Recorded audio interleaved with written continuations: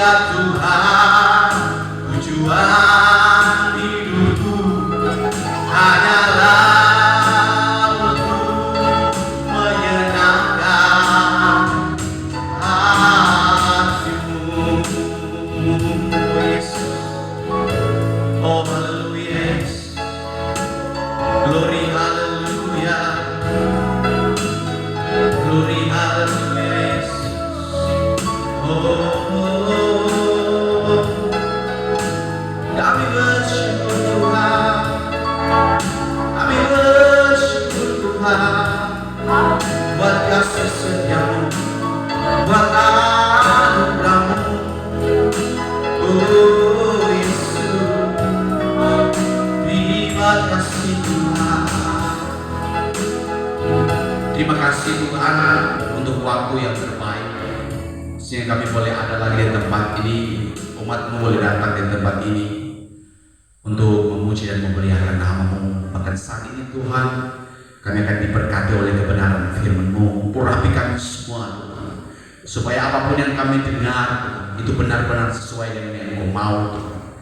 Apapun itu Tuhan, Engkau buka hati kami, buka mata rohani kami, buka telinga rohani kami, supaya kami mendengar, melihat, bahkan kami mempraktekkan dalam kehidupan kami. Terima kasih Tuhan Yesus, sekali lagi berkati kami semua, bahkan hamba-Mu Tuhan. Berbicaralah Tuhan, supaya kami dapat ditegur, dikuatkan, bahkan diingatkan kembali. Terima kasih Tuhan Yesus, sekali lagi dalam nama Yesus, berkati kami semua. Haleluya, haleluya, firman hidup berbicara. Amin. Silakan duduk. Puji Tuhan, shalom. Apa kabar? Baik ya, puji Tuhan. Walaupun memang ya semakin menantang. Ya, saudara, kemarin orang itu ke Naungan. Ya, waktu pergi ya biasa-biasa saudara. Tapi ketika pulang, ya sementara dalam perjalanan hujan keras. Ya, hujan memang keras sekali. Ya, yang masalahnya apa? Orang adalah orang so tahu waktunya memang musim hujan. Orang pertama orang nggak bawa baju ganti, kedua tahu-tahu hujan, ini ada bawa mantel hujan. Nah, ini yang saya lagi renungkan sendiri saudara. Seringkali orang tidak tahu waktunya orang itu kapan. Ya, orang tidak tahu waktunya orang itu kapan orang itu bisa sehat terus, kapan orang itu bisa kuat terus, dan juga kapan orang itu terima doi banyak. Ya, saudara kalau dengan doi banyak, wah mantap sekali. Orang tidak akan pernah tahu. Ya, yang orang tahu itu makan enak, tidur enak, utang lunas, segala sesuatu gampang. Itu yang manusia tahu. Nah, tapi tanpa orang sadari, ada hal-hal yang orang tidak pernah tahu. Ya, bahkan orang tidak pernah tahu kapan itu terjadi. Nah, kalau terjadi, yang terjadi adalah begini, hanya penyesalan yang terjadi dalam hidup saya saudara. Nah, ini orang harus pahami baik-baik. Ya, karena yang orang belajar di sini adalah satu orang hebat, ya, yang saya coba renungkan baru-baru di ibadah hari Jumat, tapi mungkin tidak spesifik ya. Tapi hari ini orang akan belajar ya. Orang ini sangat kaya, saudara. Ya, saudara pasti tahu siapa paling kaya di dalam Alkitab. Pertama Tuhan Yesus, tapi kedua ada seorang raja yang namanya Salomo. Ya, dia sangat-sangat kaya, saudara. Ya, dia menulis 3 kitab, yaitu kitab Amsal, ya, Kidung Agung, sama Pengkhotbah. Ya, kalau kitab Kidung Agung itu artinya adalah Kidung Agung itu adalah ya kematangan pemuda, ya, menikmati masa tua. Makanya di dalam situ ada ya terdengarnya vulgar, tapi sebenarnya tidak ya.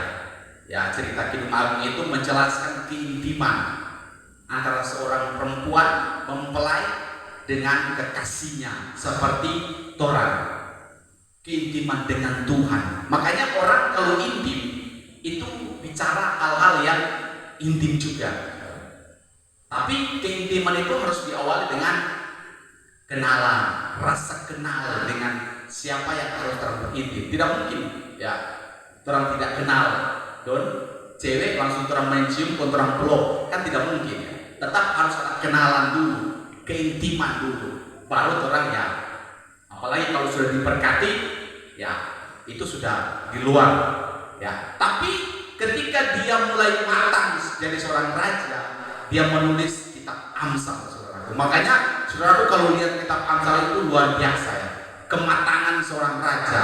Tapi ingat, dia juga menulis satu kitab yang kitab ini sangat mencoreng hasil akhir dari seorang raja, yaitu kitab Pengkhotbah. Nah, orang akan belajar kitab Pengkhotbah ini.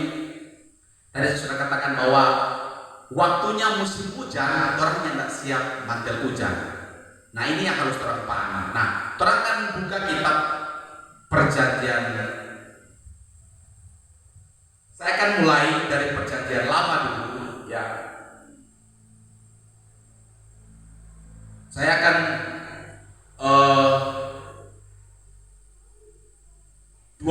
dua kitab ya. Tapi orang akan mulai dari kitab Pengkhotbah supaya orang bisa dapat ceritanya, ya. Supaya orang bisa dapat sesuatu, mungkin sudah bisa aplikasikan di luar. Saya percaya apa yang orang dengar hari ini bisa orang mengerti ya. Orang buka dalam kitab Pengkhotbah 3 ayat pertama sampai yang kedua, ya. Ya, saya akan beri tema namanya bersiaplah. Ya, karena orang kalau bersiap, ya, walaupun datang musim hujan, walaupun datang musim misalnya sakit, ya, walaupun mungkin misalnya, ya makanya ada orang bilang begini, kalau ada uang ditabung, ya, kalau ada uang ditabung, kalau ada tanah kosong ditanami, supaya itu namanya persiapan, saudara. Karena orang tidak akan pernah tahu kapan orang terjadi, misalnya sekarang ya panas, ya kalau nyala doi ubah apa, ya kalau misalnya sakit, kalau nyala doi, ya itu berarti ada persiapan. Makanya saya kasih tema di sini adalah bersiaplah. Ketika saudara bersiap, keadaan apapun yang saudara alami, saudara tidak akan pernah goyah karena ada persiapan. Nah, ayat pertama berkata begini, ini seorang raja hebat ya. Untuk segala sesuatu ada masanya. Untuk apapun di bawah langit ada waktunya. Ada waktu untuk lahir, ada waktu untuk meninggal, ada waktu untuk menanam, ada waktu untuk mencabut yang ditanam, saudara. Perhatikan baik-baik ayat ini. Ini ayat ya, mungkin saya pikir Pengkhotbah ini pusatnya ada di sini, ya. Pusatnya ada di sini. Kenapa? Karena ini mengenai tentang waktu. Ya. Saudara kalau tidak mampu mengatur waktu, maka waktu yang akan mengatur saudara. Ya. Saudara kalau tidak mengatur waktu begini, orang kalau tidak tahu mengatur waktu, ya dia punya usia lebih tinggi, tapi ketika kedewasaannya belum matang. Ya. Ada kalanya kan orang masih umur di bawah 30, tapi tingkat kedewasaannya sudah dewasa sekali. Ya, karena kenapa? Dia tahu atur waktu. Ya. Dia tahu dia buat apa di dunia ini, dia diciptakan Tuhan untuk apa, dia bekerja untuk apa. Ya. Karena pada banyak orang kan bekerja untuk isi perut, memang wajar. Itu kan biasa sebenarnya. Orang semua kerja cari doi untuk cari makan. Tapi seharusnya orang harus pahami bahwa Tuhan menciptakan saya dan saudara itu menjadi pengusaha, pekerja, ya. Mengusahakan apa yang ada di Taman Eden. Itu tujuan utama Tuhan. Ya. Saudara kalau berusaha, ya saudara pasti makan. Ya. Alkitab berkata bahwa orang tidak kerja jangan kasih makan, itu jelas sekali, saudara. Saudara kalau punya usaha, saudara jangan pikirkan hal-hal yang misalnya kita akan kelaparan, tidak mungkin terjadi karena saudara punya usaha, saudara punya pekerjaan, saudara punya persiapan dalam kehidupan saudara. Nah, ketika Amsal ini menulis kitab ini, saya ulangi lagi, untuk segala sesuatu ada masanya. Untuk apapun di bawah langit ada waktunya, ada waktu untuk lahir dan ada waktu untuk meninggal, saudara.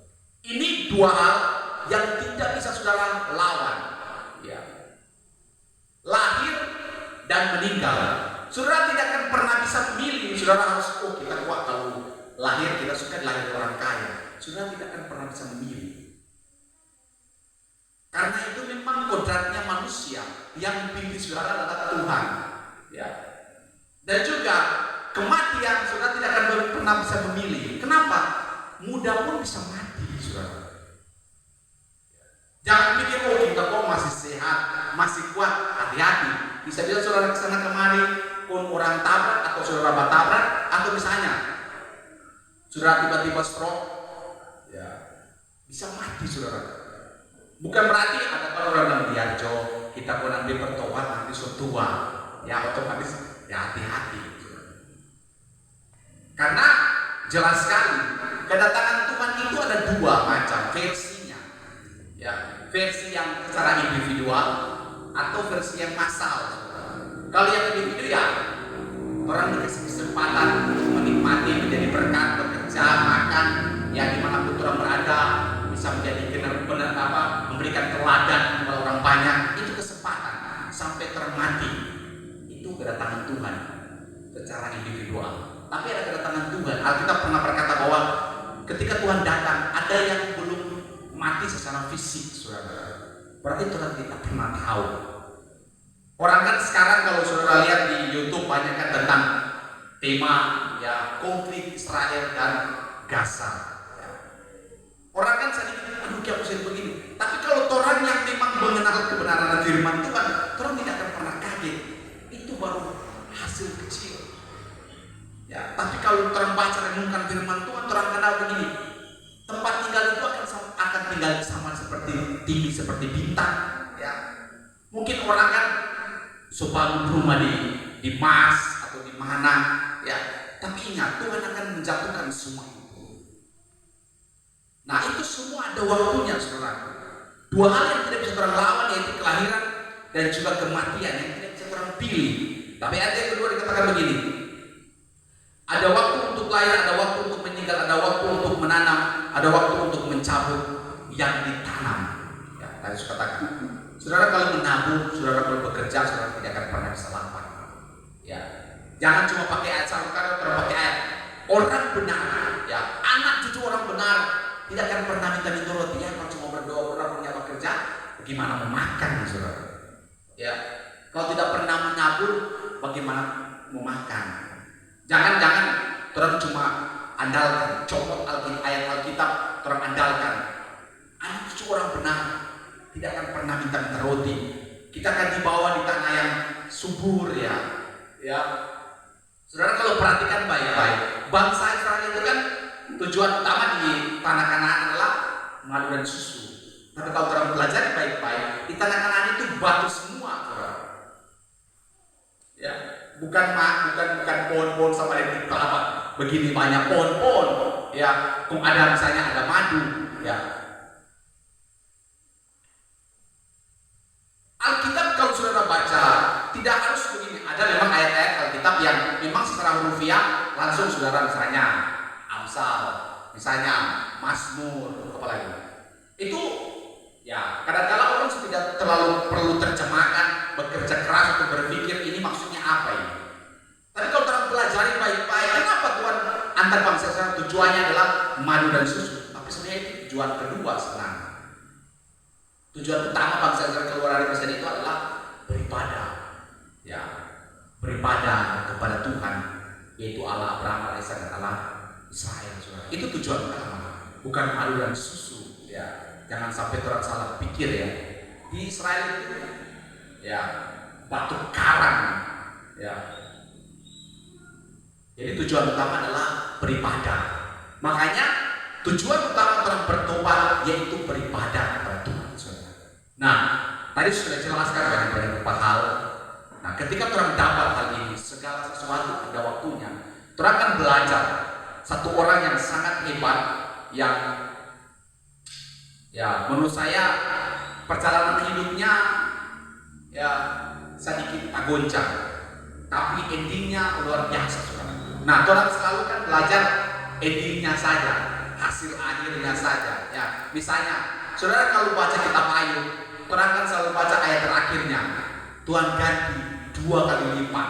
Ya, atau misalnya, orang kalau kita membaca kitab Injil, terang akan dapatkan berbuat 30, 60 bahkan 100 kali lipat. Terang selalu baca hal-hal ayat yang menyenangkan. Tapi orang akan belajar seorang yang menurut saya sangat-sangat luar biasa perjalanan hidupnya. Dia kira-kira 13 tahun penderitaan dia harus lalui. Tapi akhirnya orang ini menjadi orang berjuang di Mesir. Saudara pasti tahu. Ya, orang ini namanya Yusuf, saudara. Ya, satu kali dia bermimpi waktu kira-kira dia masih belasan tahun, saudara. Ya, dia bermimpi begini. Dia bilang, Pak, dia saudara dan orang tua, kita ada mimpi, ya, kita ada lihat bulan, bintang dan matahari sembah kepada saya, kepada Yusuf. Ya. Yang mengerti waktu itu hanya dari Papa. Ya, yang mengerti dia hanya Yakub, saudara. Yakub berkata begini, tidak mungkin saya sebagai orang tua kamu menyembah kamu. Itu tidak mungkin. Yakub berkata kepada itu. Yakub tahu karena artinya adalah memang 11 bintang dan bulan dan matahari menyembah dia. Ya. Saudara-saudara langsung bilang, aduh, masa begitu ya? Nah, mungkin itu terjadi. Nah, lalu itu dia dijual dan dia diproses Tuhan. Tapi saudara perhatikan, setiap apa yang dia tempati, selalu Alkitab mengatakan begini, dia selalu beruntung dan berhasil. Tapi ingat, step by step yang dia lalui, dia dipersiapkan untuk menjadi pemerintah. Tapi ingat, ketika dia sebelum dia jadi pemerintah, saudara perhatikan baik-baik. Dia pertama dilemparkan di mana? Di keluarga, saudara. Ya. Makanya ketika orang kalau mengerti persiapan yang orang alami dalam hidup saya dan saudara, orang belajar saya ini ada di posisi mana. Ya. Yusuf itu tahu dia ada posisi di mana. Makanya orang tidak akan pernah bisa tampil di hadapan orang banyak, tidak akan bisa naik kalau dia tidak pernah belajar dari hal-hal kecil, saudara. Ya, orang perhatikan Yusuf. Pertama dia dilemparkan di keluarga. Dan Alkitab berkata begini, pekerjaan cuma satu, yaitu mungkin ya tidur dengan istri Potifar. Cuma itu yang tidak boleh. Tapi yang lain, ya mempersiapkan makanan, pekerjaan, mungkin pekerjaan ya cuci baju, cuci piring, itu biasa namanya. Itu dia kerjakan semua. Tapi satu yang tidak bisa dikerjakan adalah ya tidur dengan istri Potifar, saudara. Itu perjanjian, itu komitmen dalam hidup saya. Orang harus perhatikan. Ya, nafsu di sini bukan hanya sekedar nafsu. Ya, orang kan belajar. Nafsu yang orang harus pahami bukan hanya nafsu, misalnya sepasang suami istri, bukan. Nafsu ingin menguasai yang bukan orang punya hak. Ya. Misalnya, ya Tuhan kalau belum izinkan orang memiliki rumah, jangan memaksa, saudara. Ya. Orang kalau Tuhan belum izinkan orang bisa beli kita, jangan memaksa, saudara. Ya, jangan cuma bikin malu. Ya. Jangan cuma bikin malu. Artinya begini, ketika orang dekat dengan Tuhan, orang harus belajar kepada Tuhan. Kapasitas orang itu ada di mana?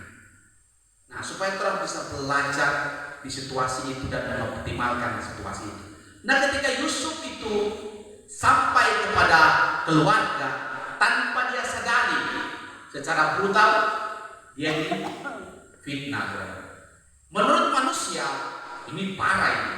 Oh, salah ini Tuhan. Kita sudah kerja bagus-bagus, ya. Kita sudah kerja sebut baik di keluarga Potifar, tapi kok kita difitnah, dan itu tidak betul. Ya, secara logika manusia, orang pasti marah. Ya, orang sudah ikut Tuhan lama, orang sudah bekerja di ladang Tuhan, pemain musik, pemimpin pujian, bahkan menjadi PLT di gereja, bahkan mungkin jadi pengurus gereja daerah. Orang kadang-kadang kecewa, Tuhan. Ya ada gaji, ya, jadi pengurus kesana kemari, ya, bayar doi sendiri. Ya, bayangkan itu. Seringkali orang logika orang berpikir begitu. Kita sudah kerja lama, sudah ikut Tuhan lama, tapi ujung-ujungnya kayak jadi begini. Ya, tanpa orang sadari, Yusuf pun bisa marah, saudara. Dia marah dengan posisi seperti itu. Dia sudah kerja bagus, tapi ingat, dia dilemparkan di penjara.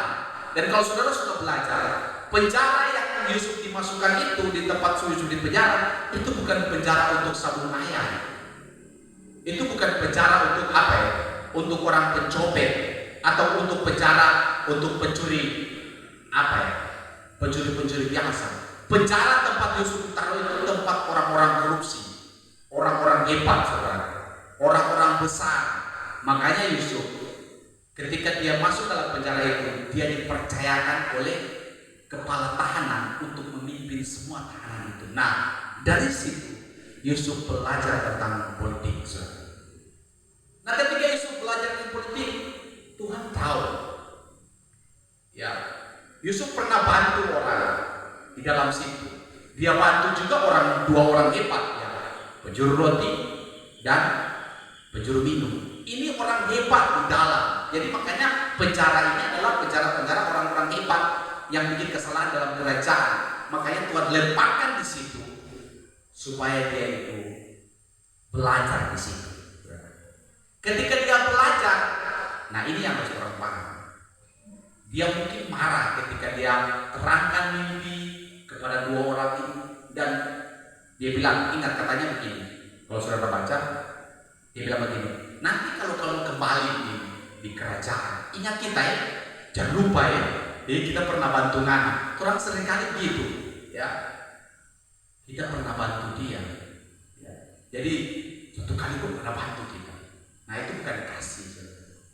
Ya saya juga kadang-kadang diuji ya. Ya, orang punya Mapalus, ya Mapalus bakal BP. Ya, orang kan selalu bilang begini. Dia kok nyata baik pengana, jangan baik buat dia. Dia kok datang sore, jangan baik kita nggak bisa. Ya, karena orang belajar. Kalau namanya kasih itu yang tak bisa dibalas. Kalau masih bisa dibalas, itu bukan kasih. Karena penjahat saja tahu memberi kepada yang memberi dia. Itu penjahat.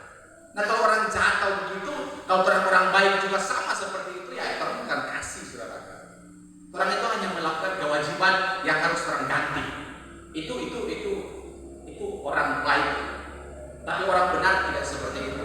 Makanya kenapa Tuhan Yesus mengorbankan nyawanya di atas kayu salib? Nyawa, saudara. Mana ada kayak orang-orang selalu bilang begini, terkutuklah orang yang di kayu salib. Bodoh orang yang di kayu salib. Memang secara logika bodoh. Siapa mau ya bayar utang, bayarkan orang berutang, sedangkan kita sendiri ada utang. Kita pedoi banyak, ya. Atau misalnya menggantikan orang itu, anak kok sudah jadi penjara, kita juga yang gantikan dengan di penjara. Memang secara logika manusia terang berpikir, ya, kok kita rugi lah. Ya, tapi itulah kasih. Makanya orang belajar kepada teladan Tuhan Yesus supaya orang tahu bahwa yang namanya kasih itu adalah ketika orang itu tidak mampu untuk membalas. Itulah kasih. Tapi selama orang masih mampu untuk membalas kebaikan saudara, itu bukan kasih, itu balas budi. Ya, itu balas budi. Ya. Kalau kasih ya, saudara bisa memberi tanpa mengharapkan. Ya, artinya tangan di atas, mengharapkan kembali. Itulah kasih, saudara. Nah, orang kan fokus ayat ini di ayat Kejadian 41. Ayat yang ke 14 sampai 16. Terangkan fokus dengan ayat ini. Perhatikan baik-baik. Perjalanan seorang Yusuf, ya, dia belajar step by step karena itu tadi dia bersiap. Nah, orang kalau tidak bersiap, orang tidak bisa diberkati juga. Orang kalau banyak orang baik, kita lihat ada banyak orang begini. Talentanya hebat, ya, karunianya hebat, ya. Tapi ketika dilemparkan di muka umum atau misalnya dipakai di muka umum, itu DP apa ya? Keaslian itu tidak bisa keluar. Kenapa? Karena tidak bersiap. Ya. Karena persiapan itu sebenarnya tidak harus dilihat orang. Itulah persiapan. Saudara kalau tanam benih, ya. Saudara kalau tanam benih, persiapan akar dalam tanah itu orang tidak akan pernah lihat. Karena tujuan utama ketahanan sesuatu itu berdasarkan dari ya dasarnya kuat, otomatis yang di atas pun akan jadi kuat. Nah kalau pondasinya tidak kuat, ya saudara tidak akan bisa naik terbang, saudara tidak akan bisa tinggi, saudara. Tapi ketika pondasinya kuat dan saudara naik, saudara tidak akan pernah goncang karena kesiapan. Ini dia. Ayat yang ke-14 berkata begini. Kemudian Firaun menyuruh memanggil Yusuf. Segera ia keluarkan dari tutupan. Ia bercukur dan berganti pakaian, lalu pergi menghadap Firaun. Ayat 15. Berkata Firaun kepada Yusuf, aku telah bermimpi dan seorang pun tidak ada yang dapat mengartikannya, tetapi telah kudengar tentang engkau. Hanya dengan mendengar mimpi saja aku dapat mengartikannya.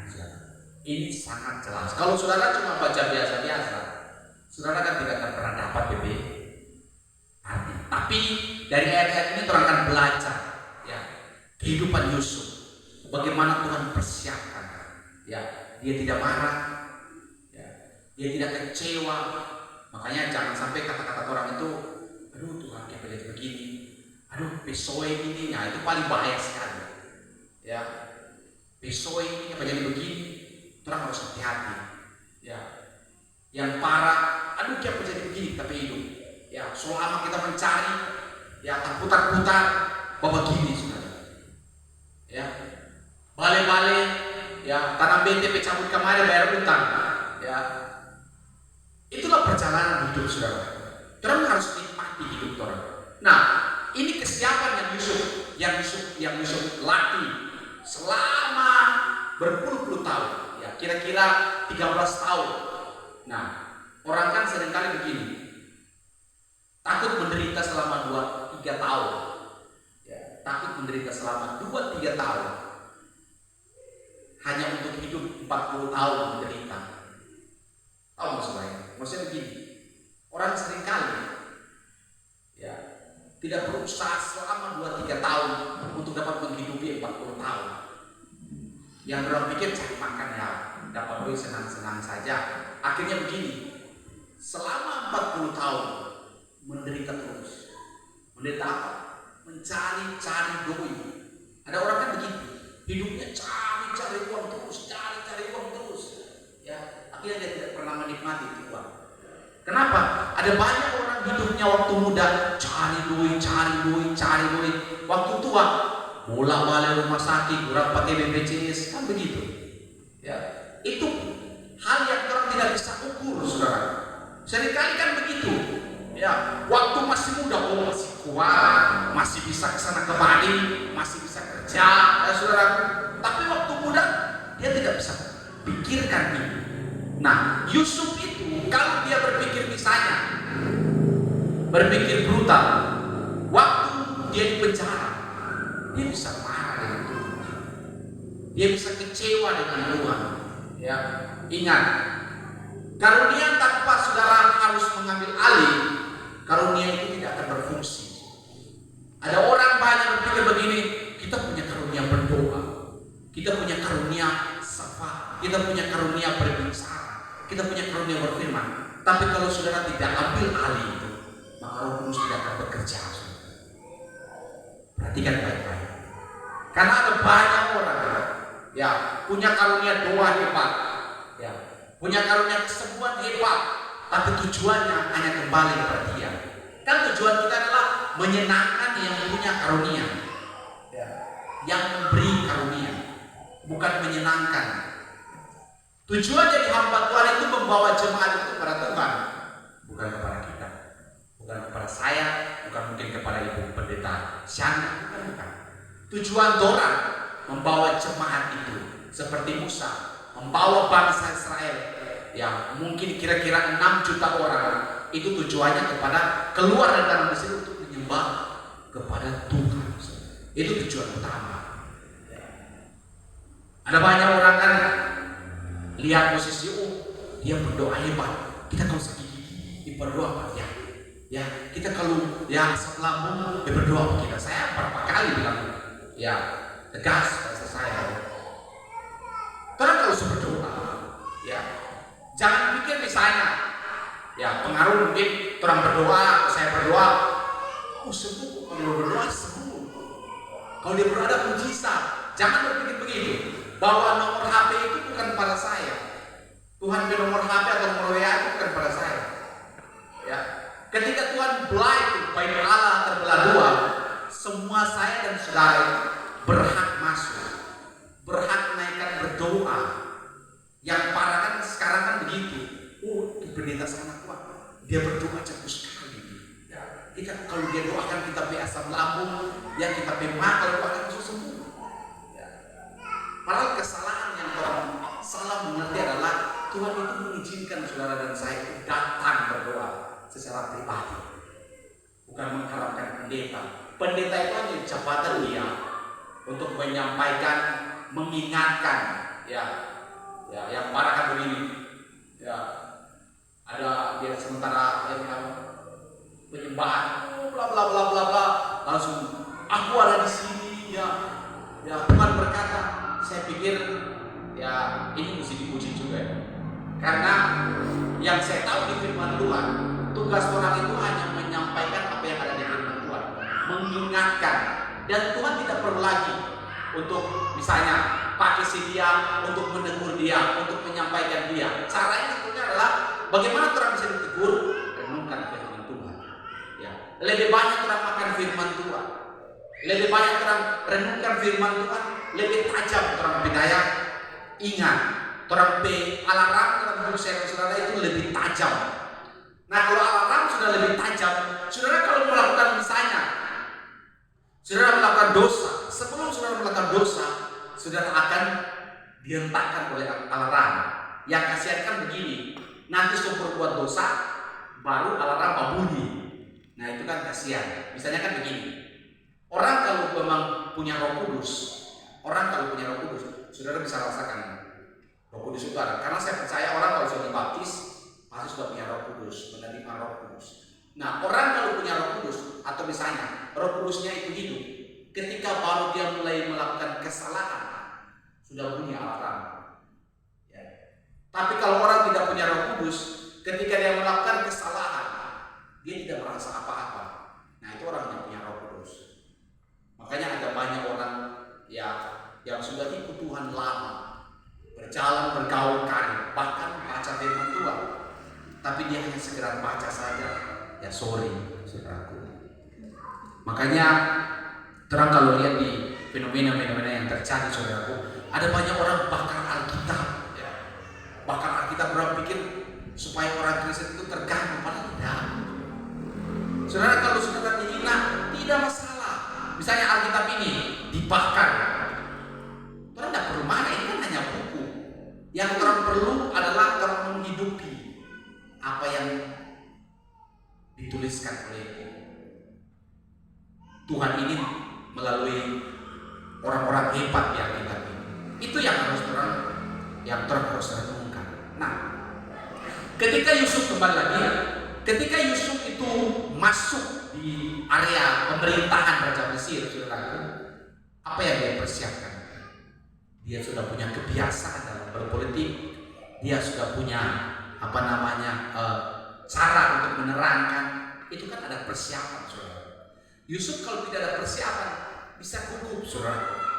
Kira kalau waktu itu kalau saudara jelaskan tidak sesuai dengan yang raja inginkan, tuh kepala bisa tak pindah dari badan. Bayangkan, Yusuf kalau tidak punya persiapan, saudara, dia tidak akan pernah bisa naik, saudara. Yusuf kalau pernah kecewa dengan keadaan yang terjadi dalam hidupnya waktu mungkin kira-kira 13 tahun, dia tidak akan pernah naik, saudara. Ya, tapi dia punya persiapan. Karena itu tadi, orang tidak akan pernah tahu, saudara, kapan orang punya berkat banyak, kapan orang itu sehat-sehat, kapan orang itu habis. Ya, habis itu apa? Meninggal, saudara. Kapan orang itu misalnya terburuk, saudara. Orang kan tidak pernah tahu. Mungkin misalnya ya besok ya, atau misalnya malam-malam ya orang telepon, halo, ya malam, so boleh temukan di hutan. Itu kan rasa ini. Tapi kalau orang telepon tengah malam, shalom, boleh kirimkan nomor rekening. Waduh, luar biasa. Saya pernah begitu ya. Tiba-tiba orang buat teleponnya, oh iya tik, langsung bilang begini, masuk ini. Ya, itulah perjalanan itu. Ya, kenapa terjadi seperti itu? Karena orang juga pernah menabur. Tidak mungkin orang tidak menabur mau tumbuh ya. Jadi prinsip saya adalah begini, saya membantu orang. Ya, saya tidak akan mengharapkan orang itu untuk bantu. Yang saya harapkan begini, satu kali pasti akan diganti. Karena Alkitab berkata begini, orang kalau ya membantu orang miskin, saya lupa ayatnya di mana, tapi Alkitab pernah berkata seperti itu, saya pernah baca. Orang kalau membantu orang miskin, itu sama dengan memiutangi Tuhan. Itu janji firman Tuhan. Ya, itu janji firman Tuhan. Saudara kalau bantu orang lebih banyak, saudara akan buat Tuhan itu berhutang. Ya, makanya Tuhan itu pasti akan ganti apa yang sudah lakukan.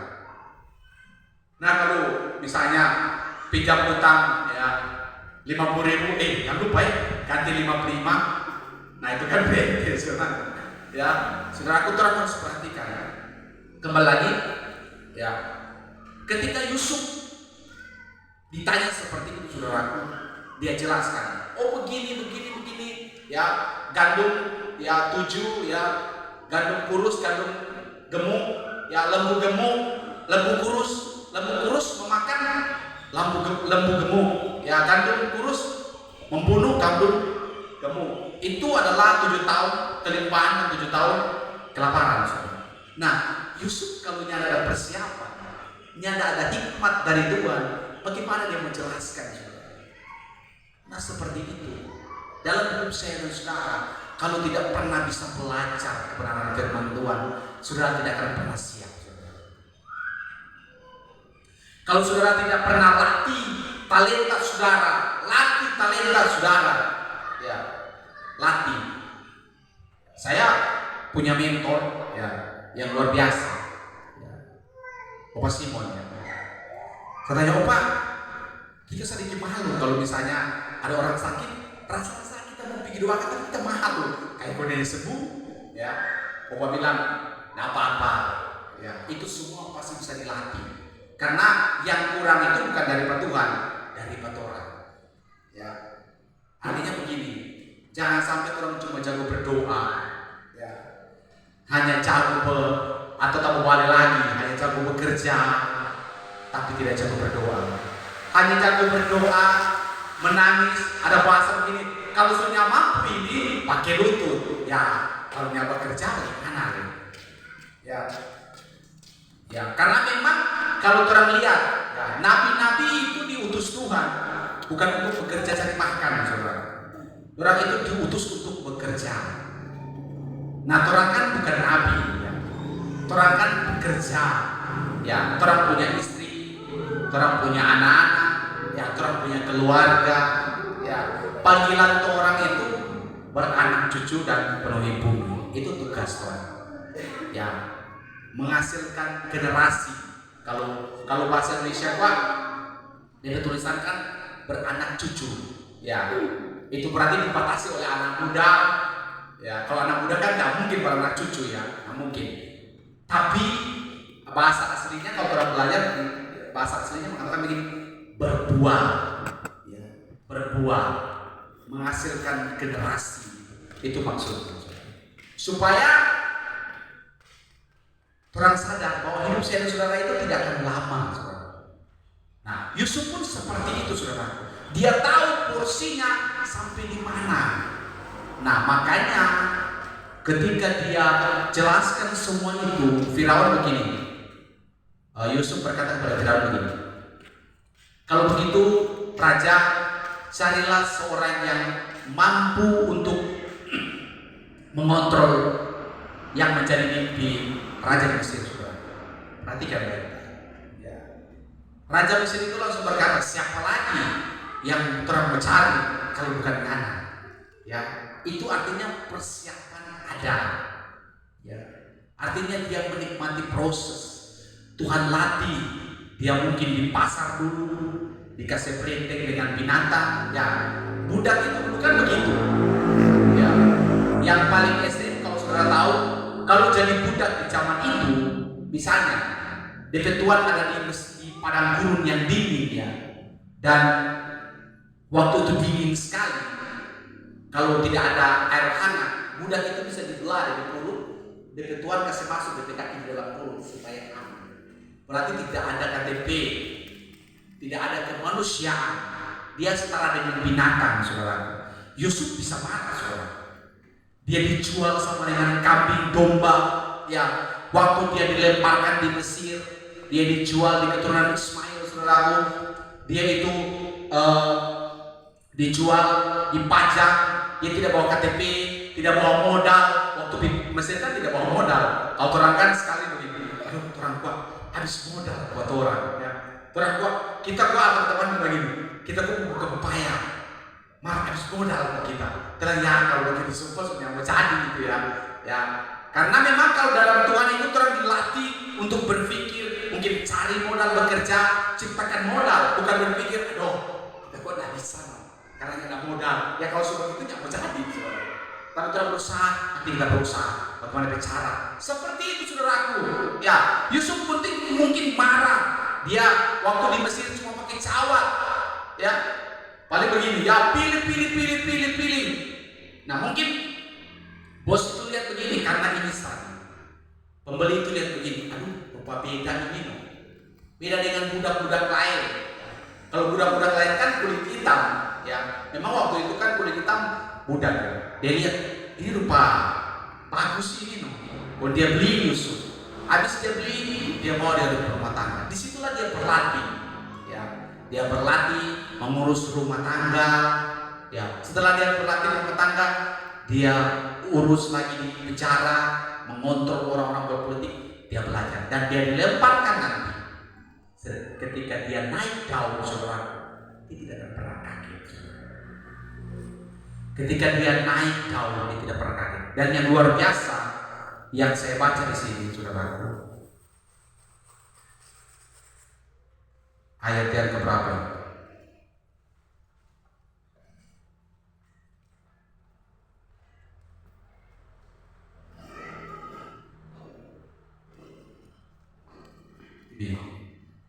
Yang luar biasa adalah puncak dari ketenaran Yusuf adalah di kejadian 45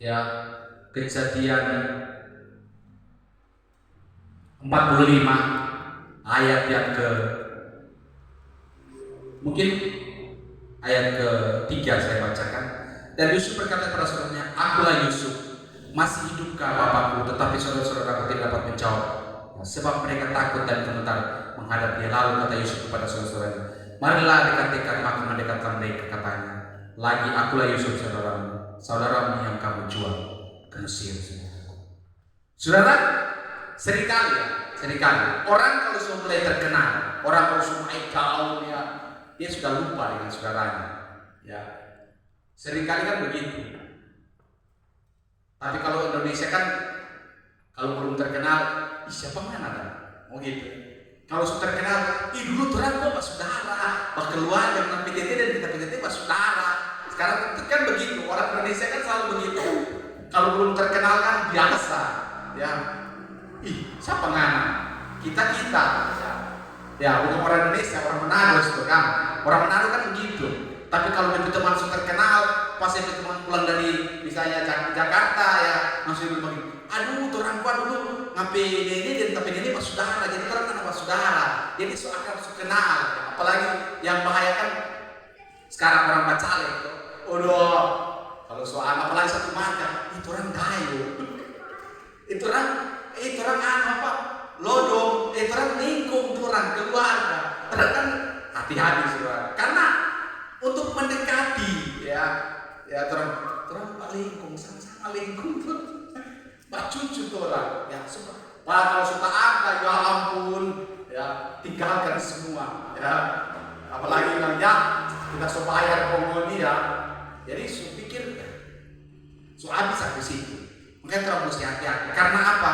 Itu tadi, ketika di bawah, ya mungkin dia direndahkan, diremehkan, tapi ketika dia di atas, dia tidak menjadi sombong, saudara.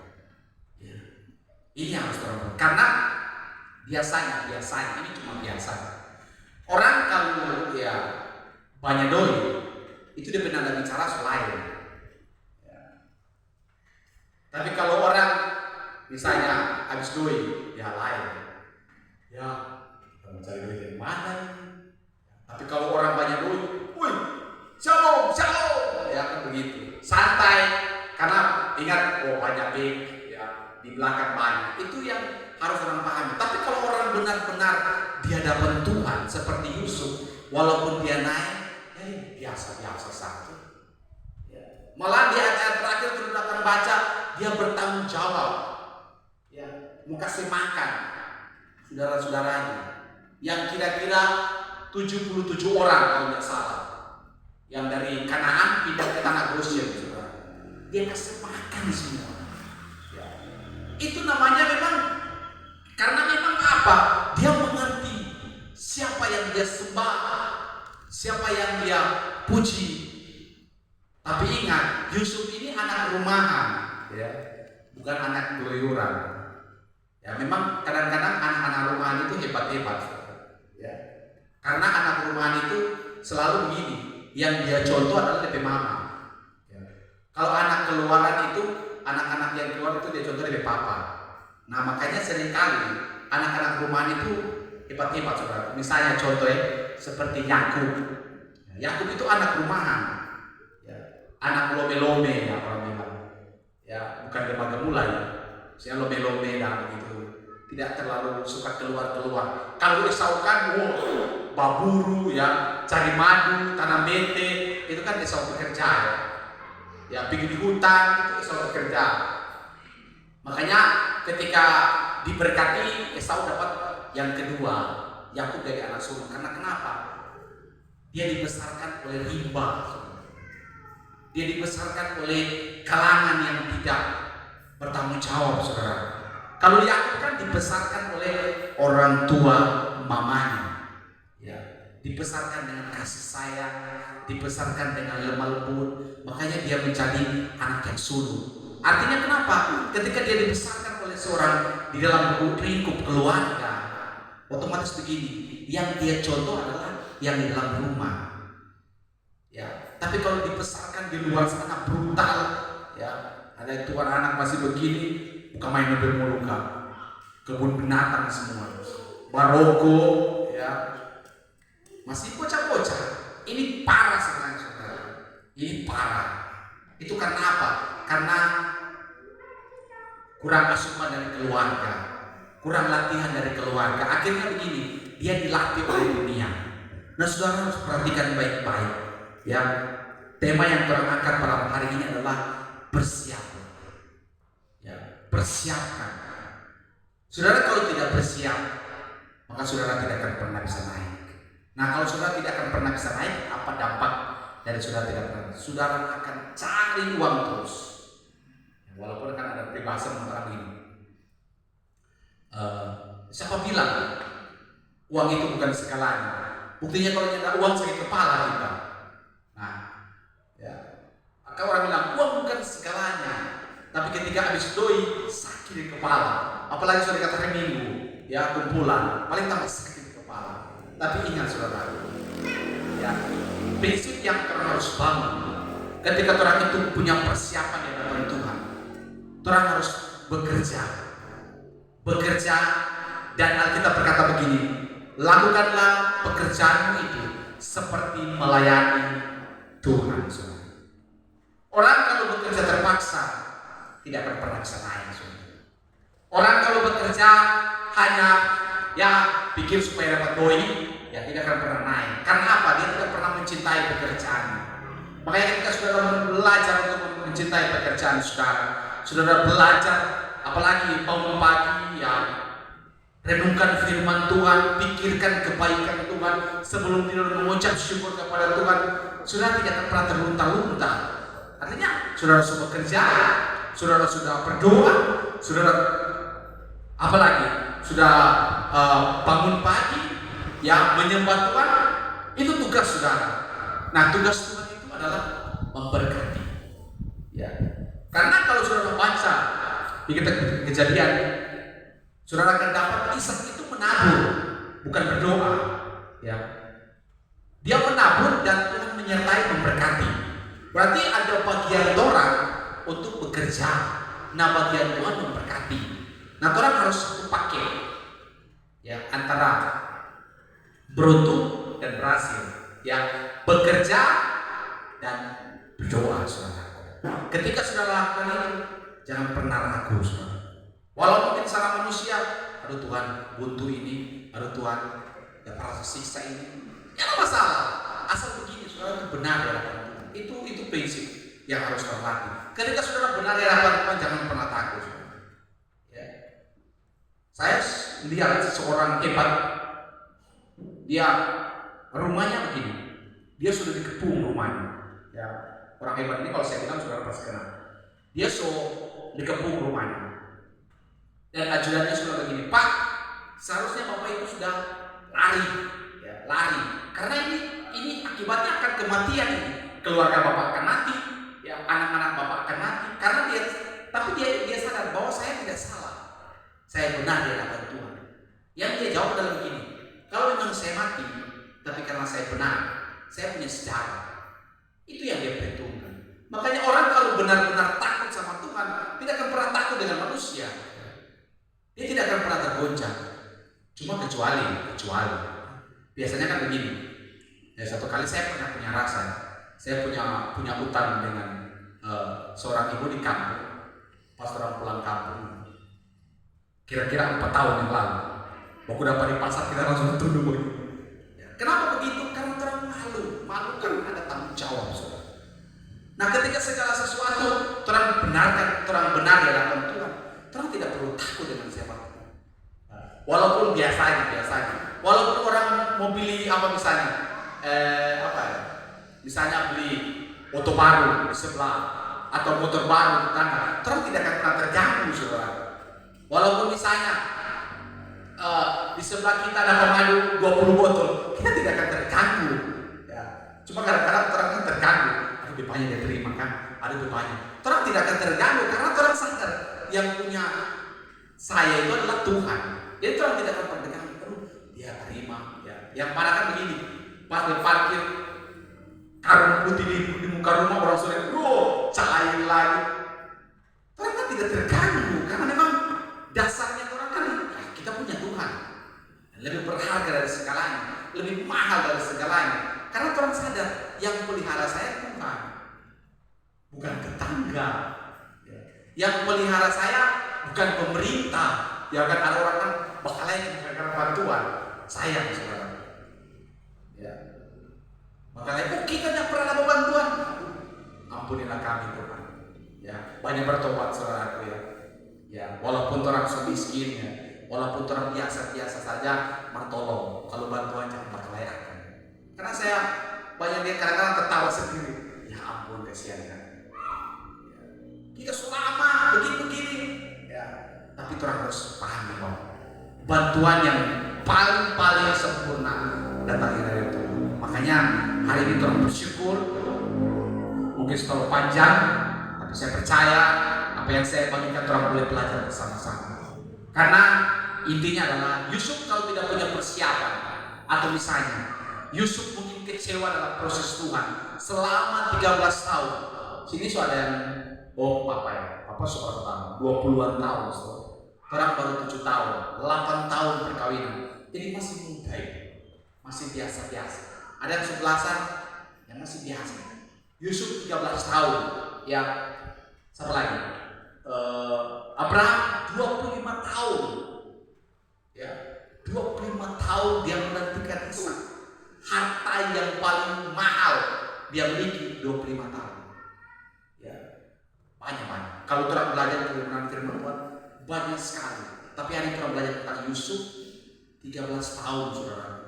Dia diproses, dia dibuang, dia dilemparkan di sumur yang kering, dia dijual di pasar, dia dibawa di fitnah, dia dibawa di penjara, akhirnya dia dibawa di Mesir. Dan ingat satu hal, dia jadi orang kedua di Mesir, tidak perlu pakai KTP.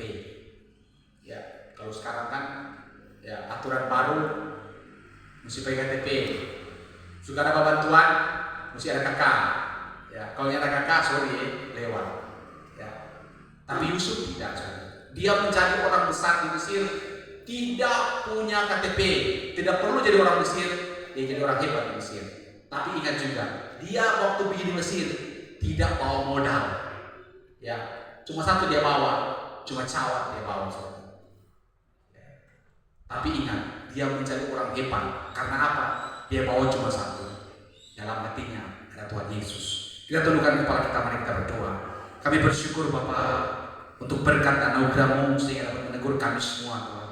Bahkan hamba-Mu supaya dalam kehidupan kami belajar untuk punya persiapan, punya daya tahan, punya dasar, punya akar yang kuat, sehingga ketika kami diberkati, kami tahu berkat itu untuk apa, dan ketika kami berada di bawah pun kami tahu yang kami sembah siapa. Terima kasih Tuhan Yesus, terima kasih karena berkat kami semua, firman hidup termaterai dalam hidup kami, dalam nama Yesus. Haleluya, haleluya, amin. Kami serahkan kepada Ibu Pendeta Syam untuk memimpin.